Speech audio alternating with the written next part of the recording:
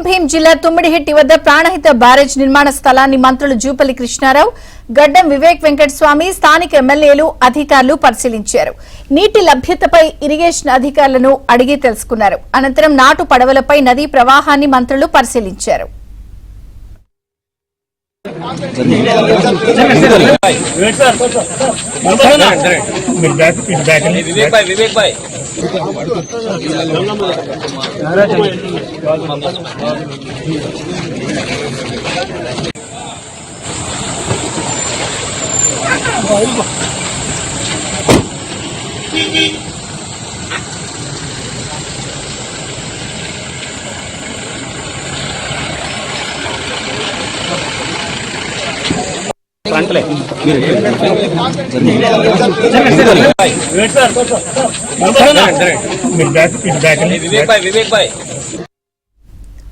కొమరం భీం జిల్లా తుమ్మిడిహెట్టి వద్ద ప్రాణహిత బ్యారేజ్ నిర్మాణ స్థలాన్ని మంత్రులు జూపల్లి కృష్ణారావు, గడ్డం వివేక్ వెంకటస్వామి, స్థానిక ఎమ్మెల్యేలు, అధికారులు పరిశీలించారు. నీటి లభ్యతపై ఇరిగేషన్ అధికారులను అడిగి తెలుసుకున్నారు. అనంతరం నాటు పడవలపై నదీ ప్రవాహాన్ని మంత్రులు పరిశీలించారు.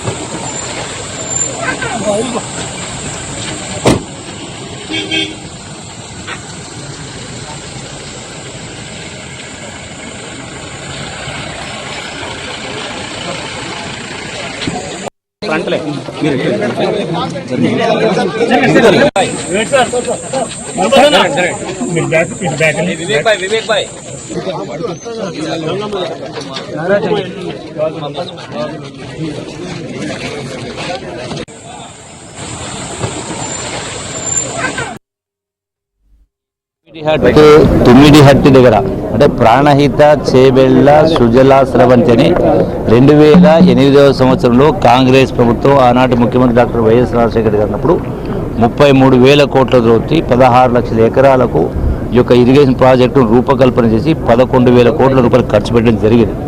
ఇంకొక 22,000 కోట్ల రూపాయలు ఖర్చు పెడితే ఆ యొక్క ప్రాజెక్టు పూర్తయి ఇటు ఆదిలాబాద్లో 3 నియోజకవర్గాలకు అటు చేబెళ్ల వరకు కూడా 16 లక్షల ఎకరాలు శిస్తయ్యేది ఇప్పటికే.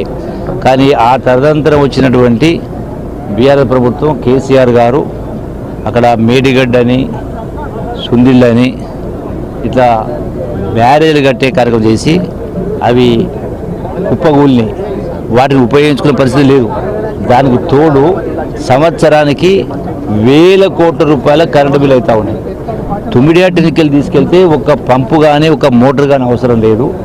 బై గ్రావిటీ ద్వారా ఒకటి కెనాల్ ద్వారానే డైరెక్ట్గా అక్కడ బ్యారేజ్ నిర్మాణం చేసి డైరెక్ట్గా పోయి అక్కడ ఎల్లంపల్లి కాడ కలుస్తాయి, లేదా కింద సుందుల కాడ కలుస్తాయి. సో కాబట్టి దీనికి పర్మిషన్ ఇప్పించేట్టు ఏర్పాటు చేయాలా అంటే